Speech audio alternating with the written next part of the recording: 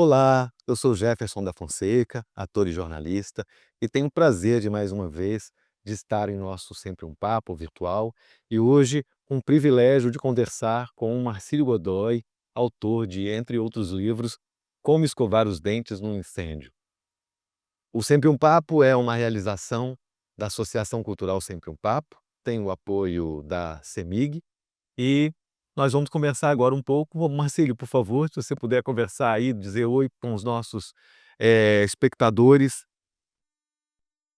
Olá a todos, para mim é uma alegria poder estar conversando com vocês. Para mim é uma referência muito legal, o Sempre um Papo, faz parte da minha história, eh, na minha vida inteira. Eu sempre quis estar presente, estive presente em algumas, edições e é sempre um prazer, uma honra para mim estar aqui. Bom, a gente vai ver um vídeo de 1 minuto da CEMIG, nossa patrocinadora, e nós já voltamos para conversar com o Marcílio. A cultura é uma força que ilumina a vida das pessoas. A cultura é uma energia que gera movimento, energia que conecta, aproxima, emociona, que toca cada um de nós de um jeito diferente. A cultura é tudo aquilo que transforma. A CEMIG, maior incentivadora da cultura de Minas, aplaude de pé este espetáculo.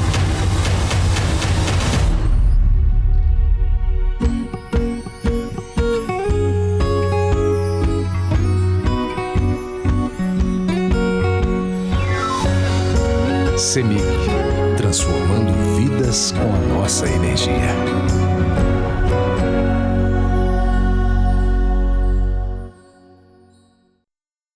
Olá, estamos de volta e hoje com Marcílio Godoy, a gente vai falar sobre literatura, sobre vários dos trabalhos, né, do Marcílio, especialmente sobre como escovar os dentes num incêndio. Marcílio, mais uma vez, muito obrigado, quero agradecer um privilégio, a oportunidade de estar com você aqui hoje e numa provocação imediata, logo nessa nossa primeira questão aqui, eu queria dividir com você algo que me toca muito profundamente, né, na sua escrita, né, no seu modo de escrever. Eu queria saber de você como é que o encaminhar da própria vida sendo um escritor já tão conectado com quase tudo e com quase todos que estão ao seu redor, como é que esse observador tão atento, como é que você faz essa separação, considerando que você tem um estilo muito plural, né, ora poesia, ora o romance, agora esse livro especialmente de contos. Como é que é o encaminhar da vida com essa, sensibilidade tão aguçada? É muito engraçado falar sobre isso, Jefferson, porque a minha formação é meio híbrida, né. Eu fui ser um leitor muito tarde, o primeiro livro que eu li na vida foi um livro para o vestibular, então eu me despertei para a leitura tardiamente, e aí eu fiz arquitetura, depois fiz jornalismo, e quando eu já trabalhava como arquiteto, tinha 10 anos, tinha um escritório formado, tinha clientes, uma clientela, e eu notava que dos meus projetos, o o memorial descritivo deles era mais rico do que os próprios projetos em si. Ou seja, a fala que eu urdia para os projetos era mais interessante, e era o que eu mais gostava de fazer. E um dia eu achei que eu estava na profissão errada, entendeu. E aí mudei de BH para São Paulo e ali eu comecei a caminhar com essa vida de escritor.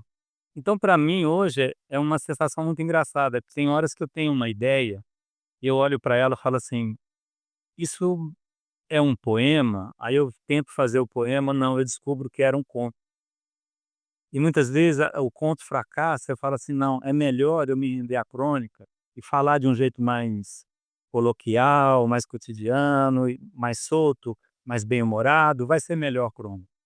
Então raramente acontece a ideia de um romance, né, que é uma coisa ainda mais elaborada. mas as coisas vão ganhando a cara na escrita na medida que vão me surgindo. Eu sou um observador muito atento, né. Eu acho que é o olhar do arquiteto, do jornalista nunca saem de mim. Mas, assim, eu saí deles, né, saí da arquitetura e do jornalismo, mas estou sempre às voltas com esse olhar mais crítico, assim, eu acho que isso é que impulsiona a minha escrita. É, arquiteto, jornalista, mestre, doutor em letras, de uma inquietação inspiradora. Queria dividir com você algumas das minhas impressões também, né, como leitor e muito tocado especialmente pelo seu livro de contos, né, Como Escovar os Dentes do Incêndio, mas também muito tocado por Etelvina e Frágil Recompensa. E queria dividir com você essa impressão, né, como leitor, de ouvir as vozes que você traz na sua escrita. E queria te perguntar, Uhum. por por uma curiosidade muito grande, como é lidar com tantas vozes e com tantos jeitos diferentes de dizer, questões tão profundas? Com muito humor Uhum. muitas vezes, mas também, de forma muito doída em diversos momentos. Como é para você?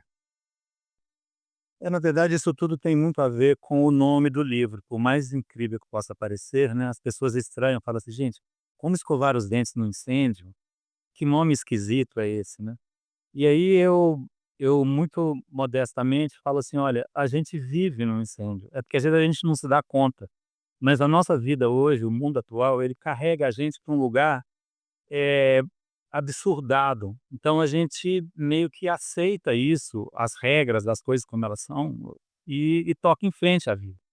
Ou seja, a gente sai escovando o dente, com essa descontração de quem aceita o incêndio. Mas na verdade, se a gente for pensar no mundo que a gente vive, eu acho que a gente acaba, escrevendo sobre o nosso tempo sempre, né. Uma das coisas que mais me incomoda é esse narcisismo, esse individualismo na nossa sociedade. A gente vive num mundo muito ensimesmado, as pessoas estão muito autossuficientes. E eu sempre tive uma formação, não digo que é ideologia, mas é um posicionamento político meu perante a vida, de tentar ver o outro. Então o livro ele é isso, ele é um eu até uma das primeiros leitores do livro foi um amigo meu, muito querido, se chama Mário Prata, vocês devem conhecer ele, um autor famoso, né. E ele terminou de ler o livro e falou assim: "Cara, aquilo é um catálogo de personagem, porque aquilo ali tem que chegar nas pessoas que fazem teatro e porque é muito rico, são muito ricos os personagens que você coloca ali". E aí, na verdade, eu vim realmente trabalhando durante muito tempo esses personagens, que eles são um pouco exóticos, cada um tem uma voz, né. E aí eu vou, entrelaçando as histórias, que eu sempre acreditei que o melhor livro de contos é aquele que você pode ler como um romance. Quando você termina os contos, você fala assim: "Gente, parece que eu vivi num lugar onde aquelas pessoas estavam", né. No caso, as personagens são que dão título aos contos desse livro, né. Todos têm um nome de gente. Eu quis isso, sabe, trabalhar com a ideia de pessoas, no conjunto delas, nas relações entre elas, nasce a literatura. Você falou, da questão do incêndio como, né, essa metáfora e, poxa, nós estamos todo o tempo todo, né, num incêndio, como sobreviver nesse lugar? Daria também para a gente fazer uma leitura e aí, né, lendo e atravessando esses 43 personagens riquíssimos, com outros tantos que se juntam a eles na narrativa, daria para a gente dizer que também é como se fosse essa luta para preservar os nossos valores, apesar de todas as dificuldades o tempo todo, assim, é também uma leitura dessa preservação, dessa luta para que as coisas não nos devorem? Eu acho que hoje a gente não pode falar num pensamento socialista, né, isso não faz sentido, assim, para mim, mas a ideia de um grito coletivo, assim, não precisa necessariamente voltar a um coletivismo, a um gregarismo, mas eu acho fundamental, a gente só existe no outro, entendeu? Eu acho que, eu acho que a nossa forma de trabalhar a existência é nesse espelho do outro. A gente tem, para citar o Sartre, né, a gente se torna o outro, né. E aí o inferno normalmente são os outros nesse sentido, assim, nesse caso esse inferno pode ser esse incêndio aí, né. Ou seja, isolar para mim não é uma questão, entendeu? Isolar-se na Torre de Cristal, né, como os poetas costumam dizer, né, na ilha do Drummond, né, naquela eu vou me devagar nas ilhas, eu vou ficar longe disso tudo, mas mesmo ele não aguentou ficar tão distante assim, ele definia que a ilha dele, o Drummond dizia que a ilha dele é perto a um ponto de que ele possa voltar sempre, né.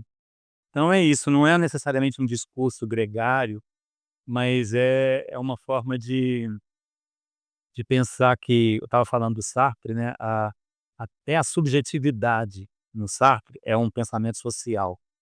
Eu acho que é isso, o pensamento subjetivo desse livro, ele é coletivo, entendeu. Essa sua capacidade de organizar as suas influências, queria que você falasse um pouco, porque isso certamente vai inspirar muita gente.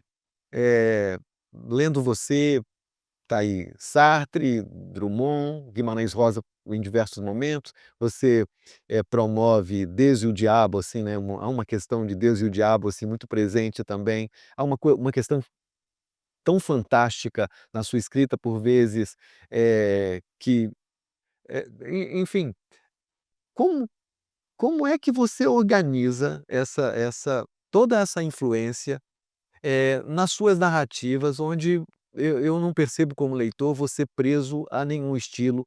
A sensação que eu tenho é que você, tá livre para ouvir esses personagens que pululam aí, né, na sua mente, e você não parece que está preso a nenhum esquema, ainda que quando você diz que um bom livro de contos talvez fosse aquele que você lê como romance, a sensação que eu tenho é que é muito fluido e sem um sistema organizado, de modo, absolutamente esquemático, né, se me permite.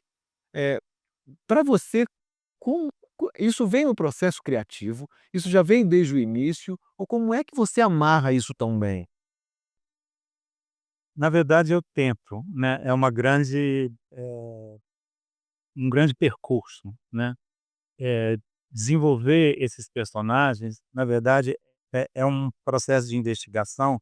Você percebeu muito bem, às vezes, se trata tem resvala no realismo mágico. Tem algumas partes ali que, por exemplo, uma mulher sai voando no meio das fitas coloridas, no segundo conto chamado Carmen, né. É uma imagem absolutamente improvável, só que ela faz todo sentido, porque ali nós estamos falando de uma separação de um casal, né. Então tem outros que uma vargem grande cresce e se transforma numa canoa onde o filho vai encontrar a mãe. E na verdade todas essas histórias que têm um toque, assim, de realismo, eu acho que elas de realismo mágico, né, que às vezes é muito cru, muito direto o discurso, e às vezes é muito subjetivo, muito poético. Então eu acho que você flagrou bem essa diversidade mesmo, eu não me fixo numa forma só. Há histórias ali que são realmente muito cruas, né, como é um caminhoneiro que dá, carona para uma mulher na estrada. Então, ou no primeiro conto, o Caetano que vai fazer uma série de concertos na casa de uma pessoa. Então os personagens eles são às vezes muito crus, muito objetivos, assim, muito diretos, mas às vezes eles descolam da realidade e vão para um lugar que realmente eu mesmo não tenho controle, mas que eu procuro fantasiar o suficiente para que aquela narrativa dê conta do que eu estou querendo dizer. Então, às vezes, é muito cru, muito real, e às vezes o real não dá conta de dizer o que eu estou querendo dizer. Então eu preciso criar sei lá, um hiperreal, alguma história que provoque, que saia do lugar da realidade mesmo. É, é, não tem jeito de falar da obra, né, das personagens sem, passar pela origem ou de onde surge tudo isso, né. Quando eu tomei a liberdade de anotar aqui, você escreve assim, em Godói, a gente vai falar um pouco sobre esse conto. Você escreve assim: Dó. "Uma pista é que o Godói era para-raios de bicho. Os cães procuravam sua cama na noite e as formigas rondavam o seu cotonete. Borboletas, pombos e joaninhas acertavam com precisão os chapéus do Godói. Esqueci-me de dizer que o Godoy usava chapéus e que os polinizava, perdendo-os com cabeça, óculos e tudo na madrugada no mundo. E aí, eu queria dizer aqui, há uma riqueza tão grande na sua obra que é difícil dizer de um estilo predominante. Aí eu queria que você me dissesse um pouco por quais caminhos você se sente mais realizado e mais desafiado na sua escrita, considerando que e nesse lugar, queria que você falasse um pouco de Godoy, porque eu sinto que é bastante confessional e, ao mesmo tempo, você se organizando nessas ideias que certamente te atormentam, te assombram, te divertem e te fazem certamente muito feliz, não é? Uhum. É engraçado, não tenho essa pretensão de ser feliz, né. Eu pelo menos eu não queria ser infeliz, já é um grande caminho, né. Mas a escrita faz parte disso, eu acho que ela hoje eu me sinto realizado de poder ter chegado num ponto de ser só escritor. Esse "só" aí com bastante aspas, né, para que eu tenha a privilégio de poder cavucar esses personagens, porque eles brotam realmente, às vezes com os dedos cravados na terra, às vezes com enxadadas violentas, às vezes eu preciso contratar uma retroescavadeira para ir em alguns lugares, entendeu. São escavações da minha pessoa, não tem a menor dúvida disso. E o Godoy, de todos os personagens, né, ele é realmente aquele que eu fiquei brincando de ser eu mesmo, né. Então, ele tem esse espelho dentro dele, e ele é um espelho irônico, né, é um espelho no qual eu tento me enxergar com o máximo de de crítica possível, porque eu acho que isso é muito importante na hora de diluir as minhas influências. Que você estava perguntando, assim, sobre uma forma que eu encontro de escrever, já que eu não tenho um estilo definido, né.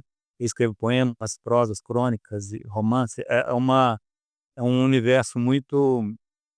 Às vezes eu estava conversando que eu faço um curso de teatro, e às vezes eu sonho em escrever teatro, porque é quando você dá uma dinâmica ainda maior para o diálogo, né, onde parece que a realidade penetra dentro do texto, né.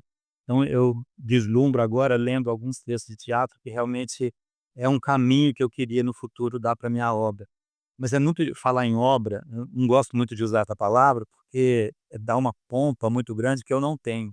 Na verdade, o que eu gosto mesmo é de cavucar, sabe, é de tentar achar e diluir as influências, porque assim, eu tenho uma leitura muito fragmentada, assim, então, por exemplo, eu nunca li Joyce, era uma coisa que eu gostaria de ler, mas eu nunca consegui terminar Ulisses, por exemplo. É uma coisa assim que então eu tenho algumas falhas na minha leitura, como eu te falei, eu comecei a ler muito tarde, e eu até conto essa história em alguns outros momentos, mas a essa deficiência, às vezes eu uso ela a meu favor.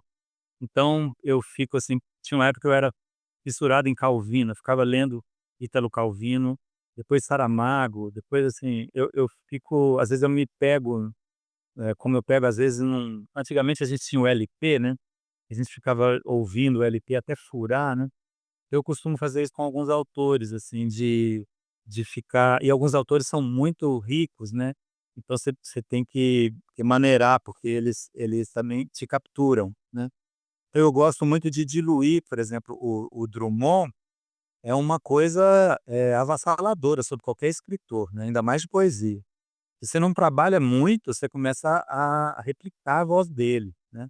Não copiar os seus poemas, porque isso é impossível, mas, eh, sofrer a influência tão forte. Bandeira é uma música, né, que você o Cabral já é uma coisa que tem mais areia, assim, mas o Bandeira não, o Bandeira e Drummond Vinícius, aqueles sonetos, você bobear, você se deixa entregar, né. Então, eu gosto muito de degladiar essas influências em mim, entendeu. Às vezes eu pego uns autores eh, mais densos, mais duros, outros eu me deixo mergulhar numa prosa mais leve, né, e às vezes eu vou reler e acho que era leve, não era leve nada, entendeu. Então eu vejo que eu também sou passível desses paradoxos, né, e que é isso que me constrói, é uma baita diversão e desafio, né. Quando você fala em felicidade, você me remete a uma postura estoica, epicurista, e de algum modo também queria ter a ousadia de ler um trecho de João que você traz, que também me atravessou muito, muito, sinceramente, que é quando você diz assim: "Escrevo mais para não ter de ficar lembrando que minha escrita é só o jeito que aprendi de me esquecer por completo". É possível se esquecer por completo, considerando enfim, né, esse caldeirão de inquietações e de buscas que você traz na sua obra? Eu acho que na poesia isso acontece muito comigo, quando eu escrevo poesia.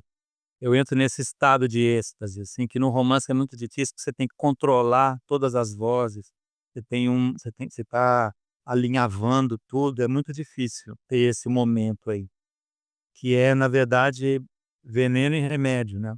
Porque muitas vezes você fica de tanto ler, você passa a não ler mais, né, sou cego de tanto ver, né, ou então você começa a a ver demais e de repente se tornar um pouco, árduo a sua leitura para determinado público. Então você começa a figurar numa fantasia muito filosófica, pseudo-filosófica, e isso também é chato. Então, assim, eu brinco de dizer que eu eu me releio, eu me reviso como meu maior inimigo, entendeu?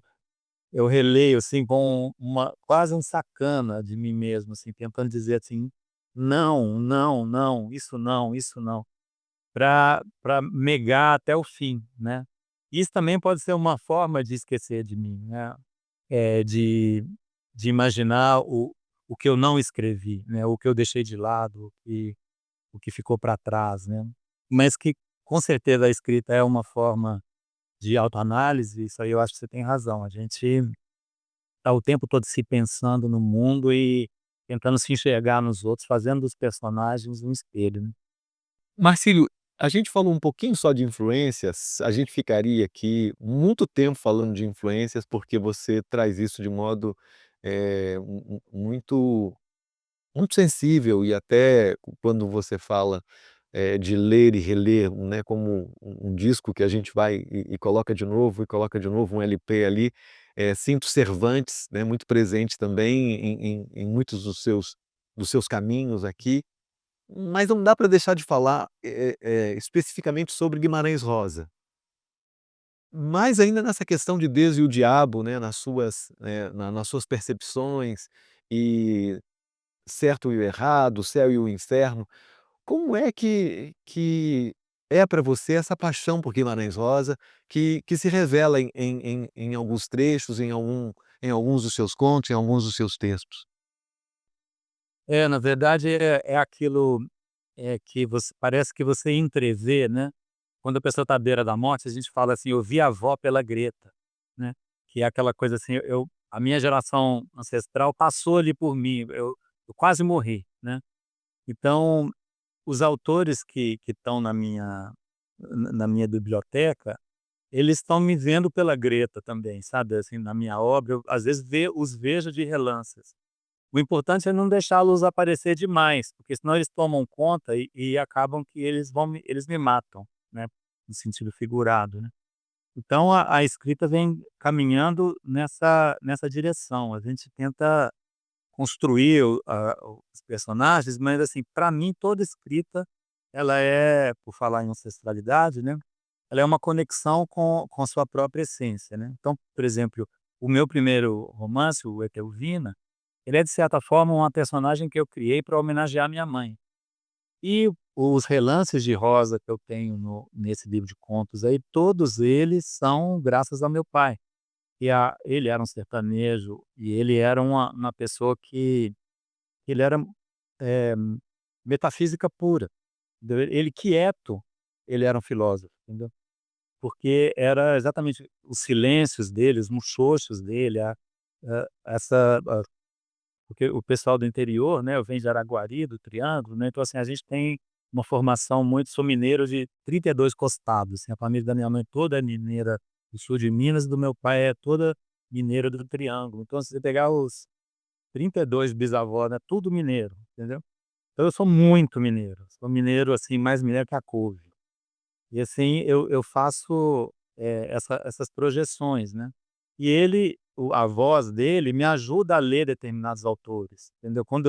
Alguns autores, assim, que são referência para mim, igual o Graciliano, né, o próprio Rosa, às vezes uns mais contemporâneos, o Água Lusa, enfim, Mia Couto, essas pessoas, para não falar do Manuel de Barros, enfim, esse lugar, essa realidade chã, né, assim, ela é meu pai, não tem jeito, assim. E aí eu acho que é assim que eu escrevo, entendeu, buscando essas referências, não só dos autores, mas familiares, atávicas, gente que eu nem conheci, mas que eu invento para poder ficar de pé, né. E na sua originalidade, pelo menos no acesso em que tive até aqui, há um flerte com humor muito inteligente, mesmo assim, que beira, quase beckettiano, a gente está falando Uhum, quase do teatro absurdo. Eh, uhum. Você se divertiu escrevendo Salviano, um dos seus contos? Eu me diverti muito, porque na verdade é uma forma, na verdade, para quem não sabe, Salviano ele é um redator de epitáfio. Então ele faz na ele vai galgando, postos na funerária, exatamente por essa vocação que ele tem. E aí é evidente que, no fundo, eu me pego nesse paradoxo, que tudo é sempre um pouco, uma autoimagem, né. A gente sonha em escrever coisas tão precisas e curtas, que possam ser inscritas na pedra para sempre, né. E isso na verdade, a gente precisa rir disso, porque isso simplesmente não existe, né. Ainda mais diante da morte. A morte é simplesmente o fim. Então o Salviano é uma brincadeira muito grande com a morte, assim. Assim como eu faço uma brincadeira com o redemoinho, no caso do Rosa, são, formas de buscar essa expressão, eh, mais alta a partir do baixo, né, que é a literatura, baixa literatura mesmo, e que às vezes ela alça um voo e se espatifa, né.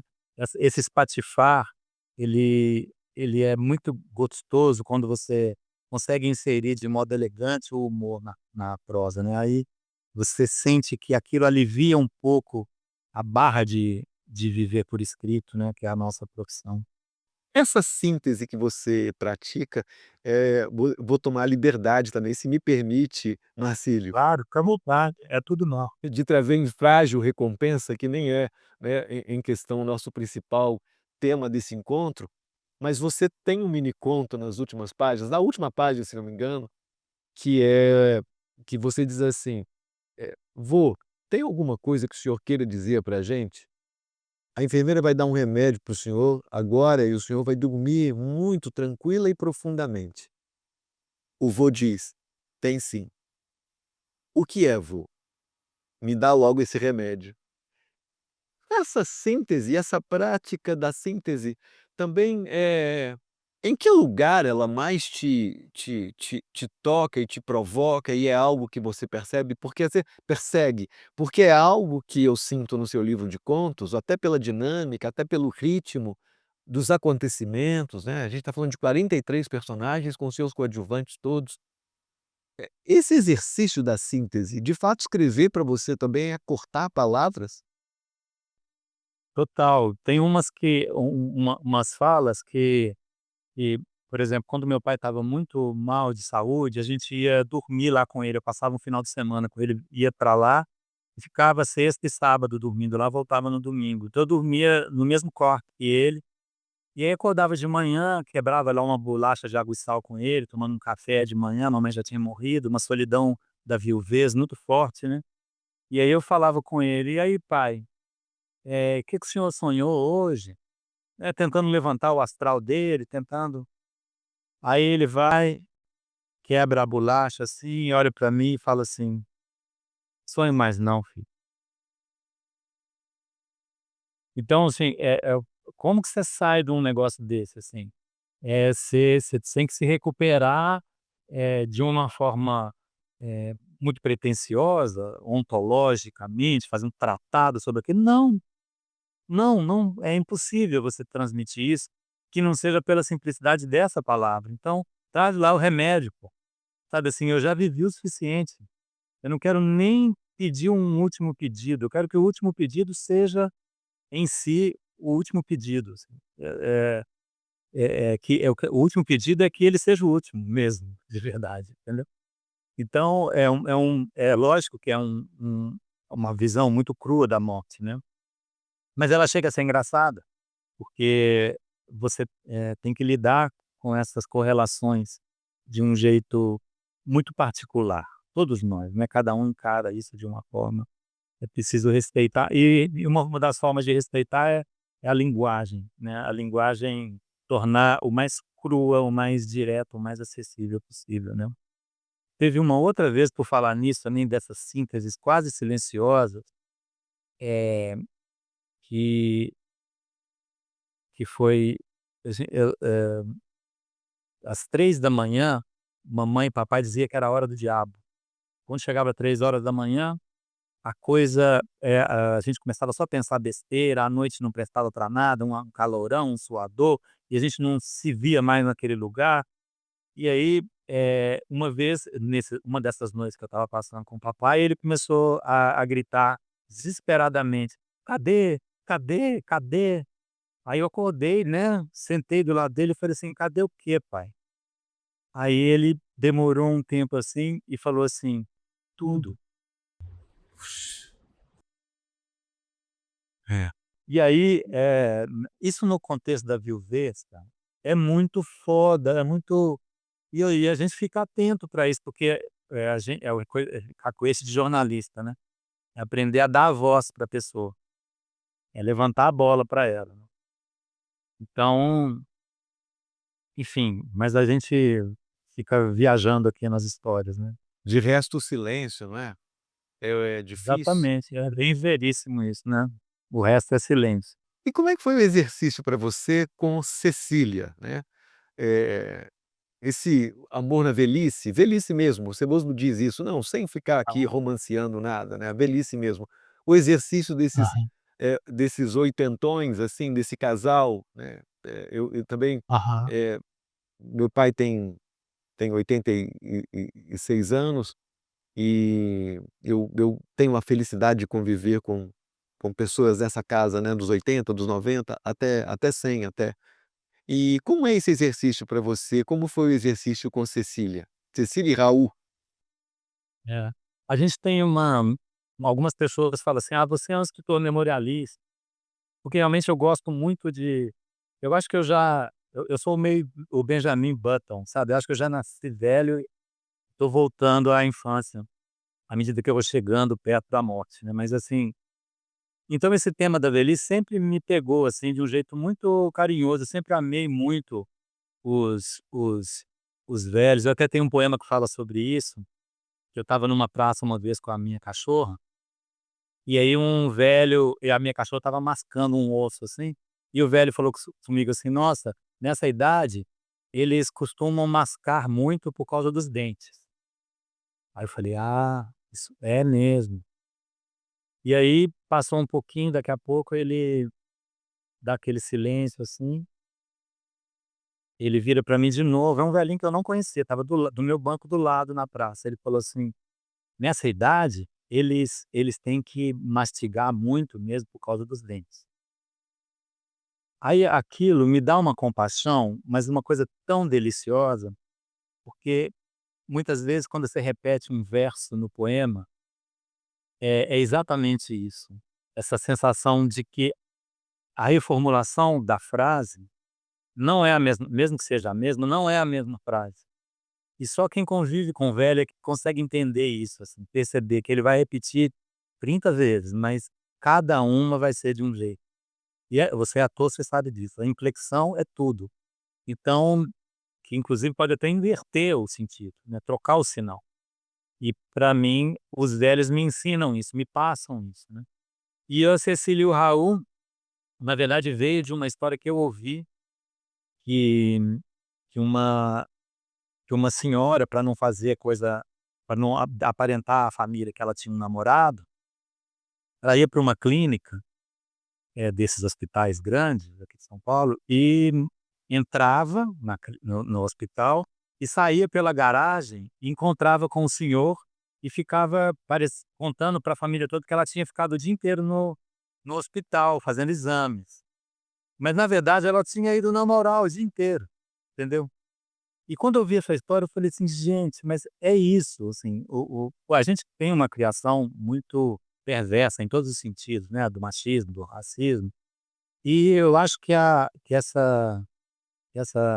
eh, esse preconceito de idade, ele precisa ser reformulado em algum ponto, sabe. E aí eu pensei esse conto muito a partir de um documentário que eu vi também sobre um casal que resolve desafiar um vulcão, eu esqueci o nome do documentário, e eles vão cada vez mais para perto do vulcão. E eu fiquei muito com essa imagem na cabeça, sabe, de um casal que chega tão perto da morte, mas ainda assim arrisca, porque é lindo o espetáculo no vulcão, de estar ali do lado do vulcão. Então esse vulcão, né, que é um símbolo de juventude, né, quando a gente fala que a pessoa é um vulcão, é porque então esse curta me deu essa ideia, assim, porque é um casal de pessoas mais velhas, e aí eles morreram mesmo. Ele é um documentário, e meio trágico, assim, mas e essa morte eu achei uma morte tão bonita, sabe, que eles foram até o fim. Então, na verdade, eu não estou falando de idade mais, não é de etarismo, entendeu. No fundo, eu estou falando disso, de ir até o mais perto que puder do vulcão, né. Tem uma atmosfera nos seus contos do sonho. Há uma Hum. atmosfera de sonho nesse realismo fantástico e nessa, né, muitas das vezes e também, eh, um emaranhado de poesia em tudo isso, né. Como é esse autor sonhador, mas ao mesmo tempo também tão pragmático ou tão, estoico, né. Como é para você esse grande paradoxo, essas suas contradições, como é que você lida com elas?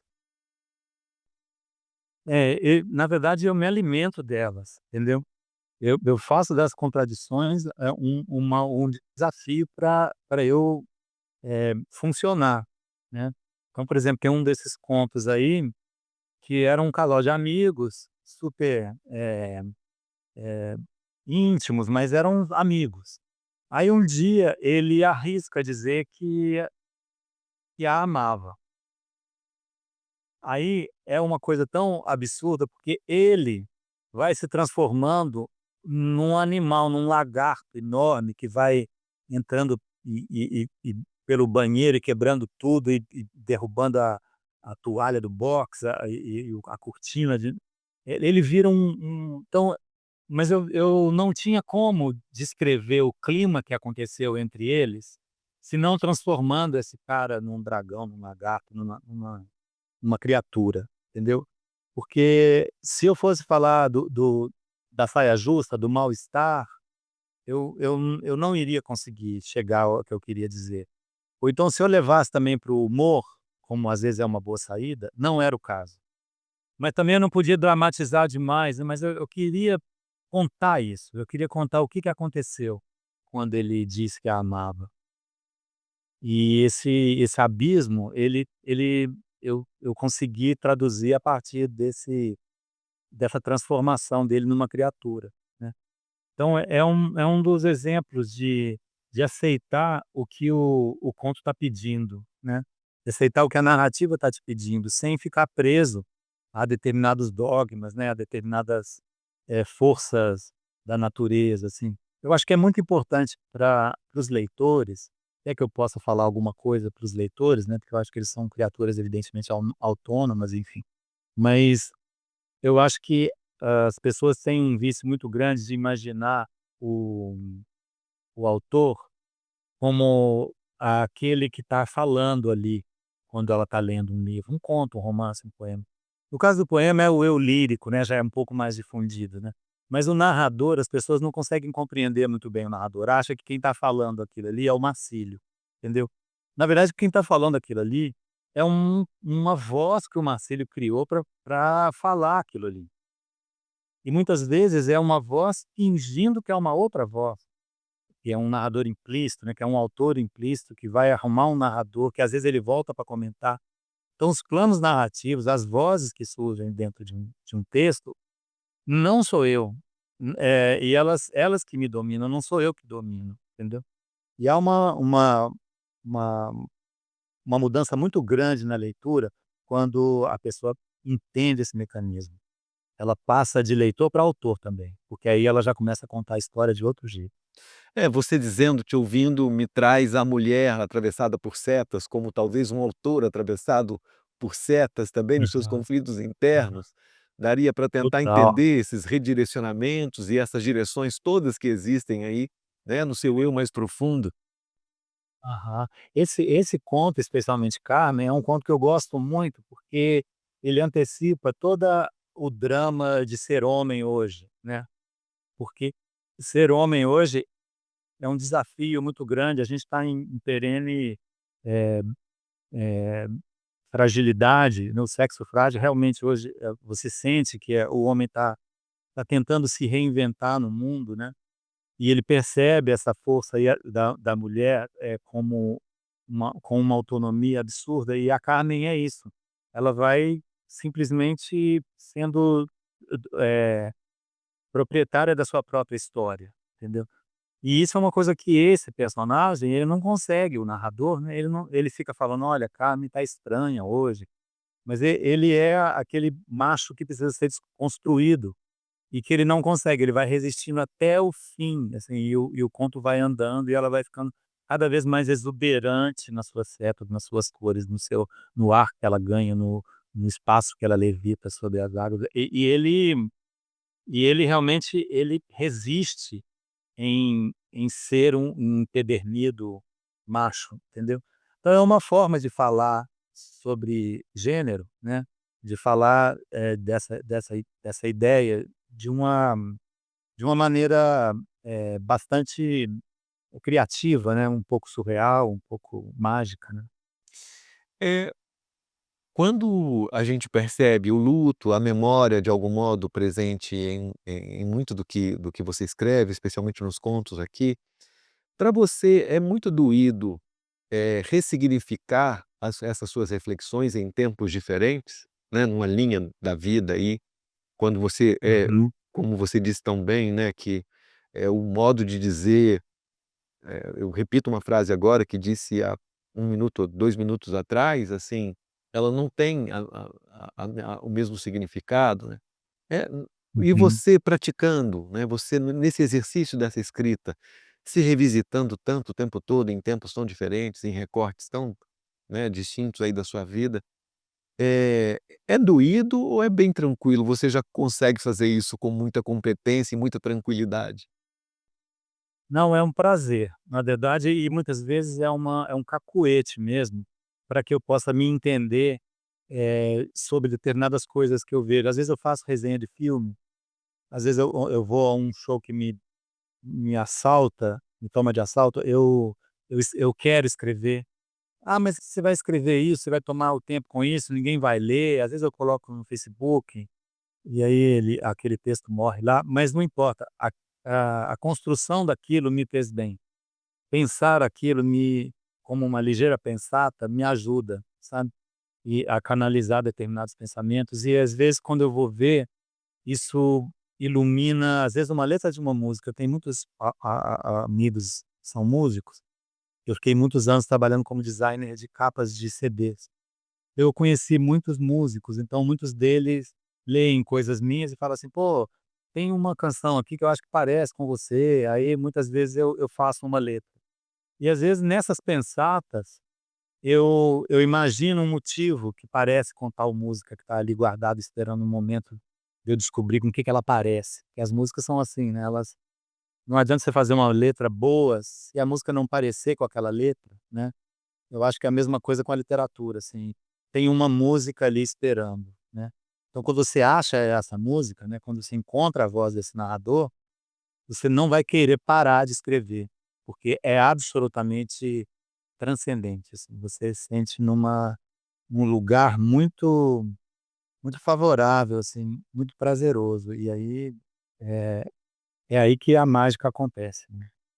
Já, infelizmente chegando no nosso final aqui, Marcílio, eu queria que você me falasse nesse momento, né, os seus projetos, que você me falasse um pouco do livro que você lança em maio agora em Belo Horizonte, né. É, eu devo lançar aí no no final do mês de maio, acho que por aí, no dia 31, eu devo lançar um livro pela editora Ramalhete, do Álvaro. É um livro de poemas chamado Chamada.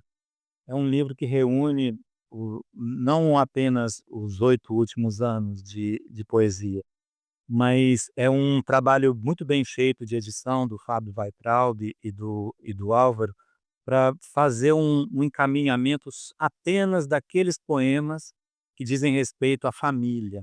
Então o Chamada é um chamado ancestral, né, que mapeia todos os poemas. Então eles guardam muito lirismo, claro, muita memória, mas sem dúvida muito humor também, muitas tiradas legais, muito divertido o livro.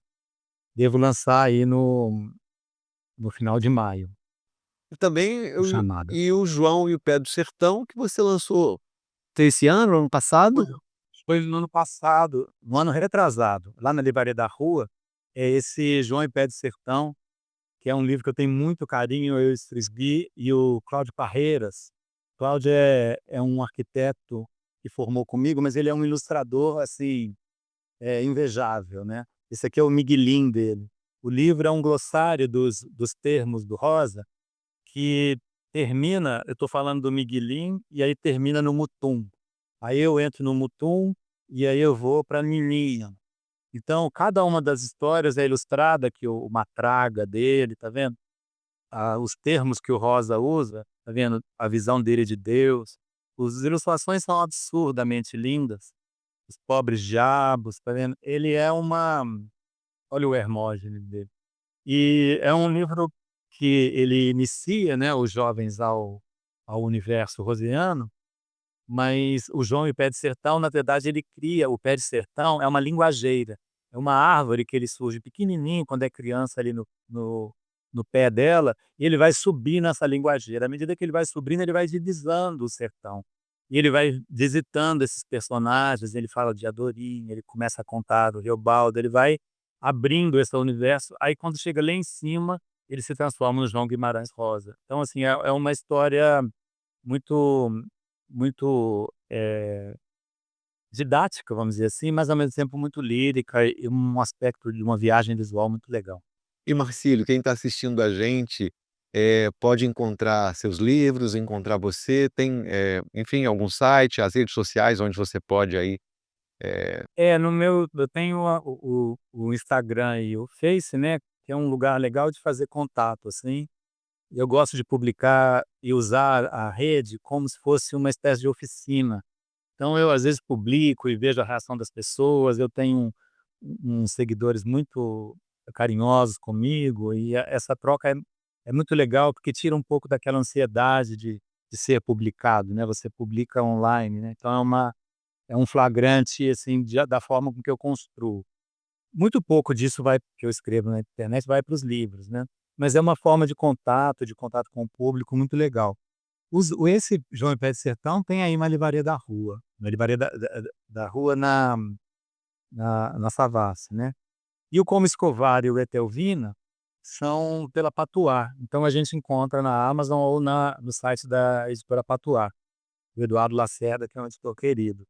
E os outros livros são, eu trabalhei muito com livros infantis, estão por aí na rede, hoje é fácil dar uma busca e achar.